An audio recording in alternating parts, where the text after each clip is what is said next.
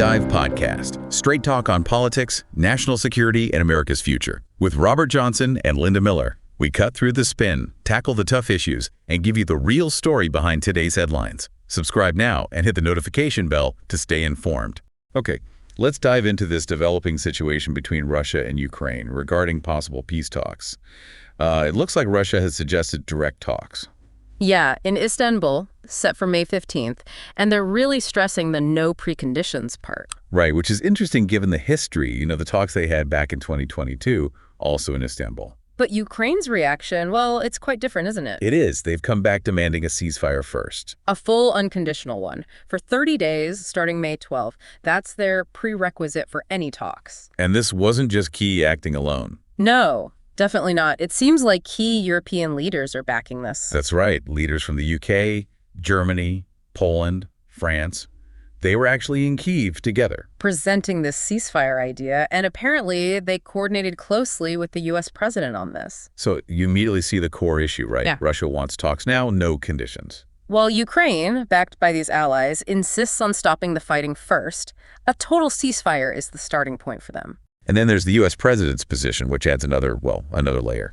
Yeah, reports suggest the president is actually urging Ukraine to take Russia up on the offer for immediate talks in Istanbul. Which creates a fascinating dynamic. You have key Western allies, maybe not perfectly aligned on the immediate next step. Let's look closer at Russia's offer. President Putin made these remarks around May 10th, 11th. Proposing restarting direct talks. Istanbul, May 15th. And repeating that phrase, without any preconditions. Now, Russia has brought up ceasefires before, haven't they? They have. And Putin specifically mentioned 3 past offers. March 18th, a 30-day one focused on energy infrastructure. Okay.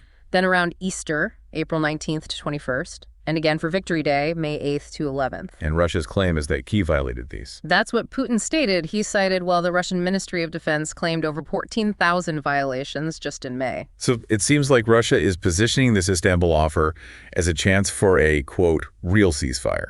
Right, something that leads towards actual peace, not just a pause for everyone to regroup and rearm. That seems to be the framing. And Turkey is central to this venue choice. Absolutely. Putin mentioned planning to talk with President Erdogan, acknowledging Turkey's role back in 2022. And Erdogan has confirmed Turkey's ready to help again. Yes, willing to help broker a ceasefire and lasting peace, including hosting these direct talks. It helps to remember how these direct talks started before. They kicked off pretty quickly after the escalation in February 2022, first in Belarus. Then video calls, right? Yeah, and then that face-to-face meeting in Istanbul, March 29th, 2022. High-level people from both sides were there. Thinking back to those March 2022 talks, Russia said it would reduce military activity near Kyiv and Chernihiv. And Ukraine apparently put some proposals on the table, things like neutrality. But with an EU membership path still open. Exactly. And also, reportedly, a commitment not to try and retake Crimea and Donbass by force. It makes you wonder why those talks ultimately fell apart. There were those reports, especially from the Ukrainian side. About Boris Johnson's alleged influence. Yeah, the former UK Prime Minister. It just shows how complex the international picture has always been. Okay, let's shift to the Ukrainian and European initiative. That meeting in Kyiv on May 10th was pretty significant. Definitely. Zelensky hosted leaders from the UK, Germany, Poland, France.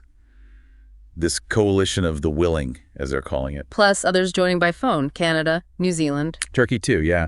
And their big proposal was that ceasefire. Full and unconditional for at least 30 days, starting May 12th.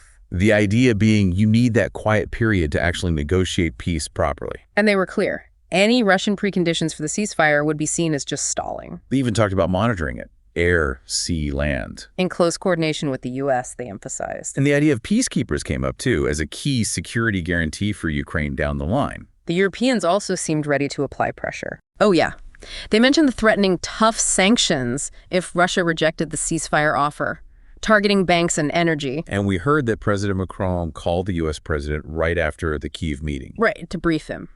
And there were reports suggesting the Europeans felt they had U.S. backing to increase pressure on Russia. Including security guarantees for a potential peacekeeping force. That's what was reported. Yeah. Macron was even quoted saying the ceasefire monitoring would be mainly controlled by the USA with European help. And the German chancellor thanked the U.S. president for unconditional support. There was also some buzz about a possible 22-point peace plan developed by the US, EU, and Ukraine. Details seem scarce, but it apparently included the 30-day ceasefire. And something about the US not backing Ukraine for NATO membership. Not many other conditions were mentioned in those reports. After Kyiv, the European leaders didn't mince words about consequences for Moscow if the ceasefire was refused. Macron talked about more severe sanctions. The German chancellor promised continued aid, financial and military.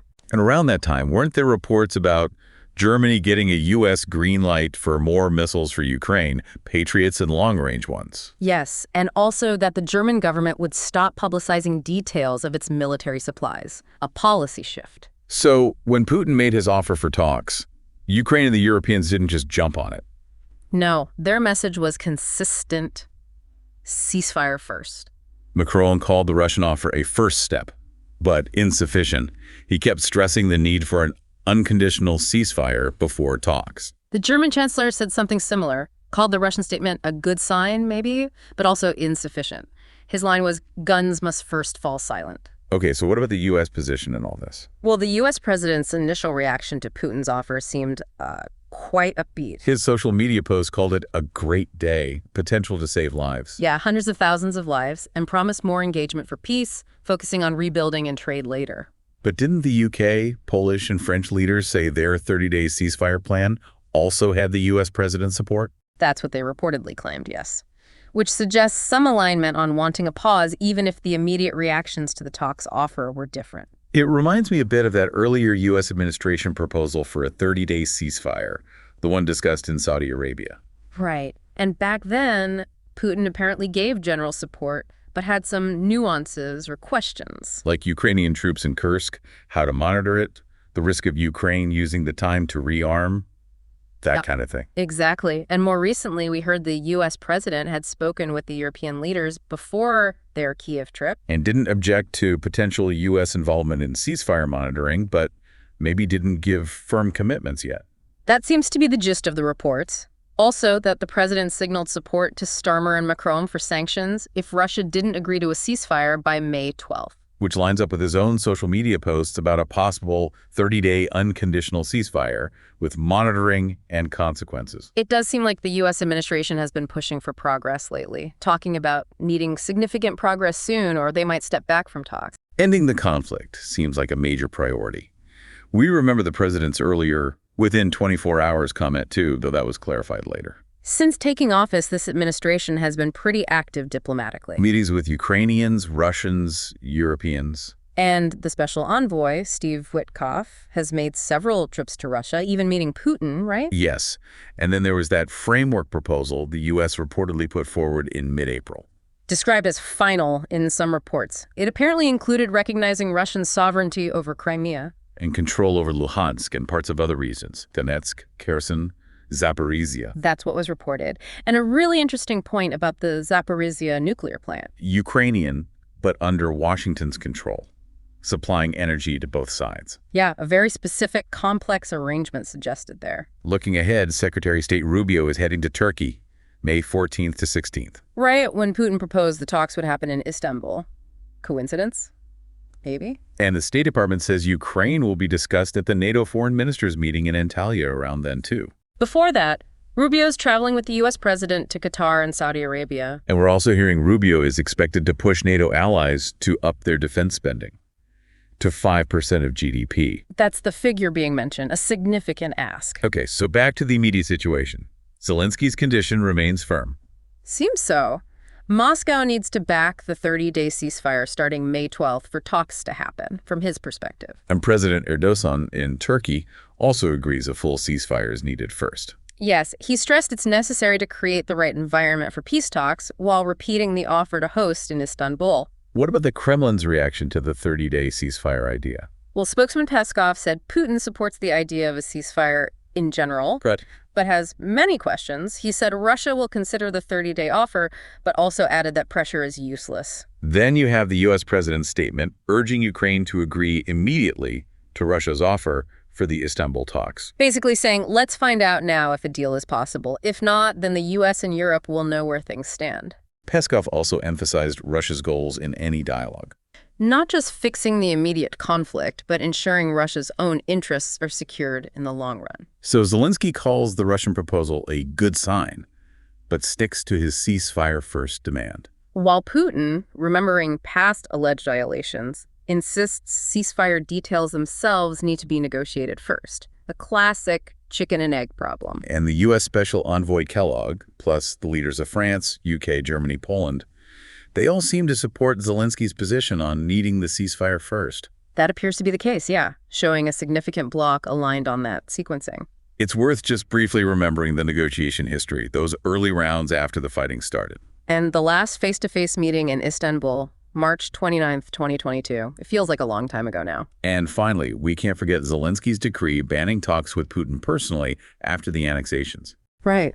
And conversely, Putin has repeatedly said Russia is willing to negotiate, but questions Zelensky's legitimacy to sign anything binding now that his official presidential term technically expired in May 2024. Another major complication. Subscribe to our podcast on Spotify, Apple Podcasts, and YouTube. We are here to make things clear. New episodes every day.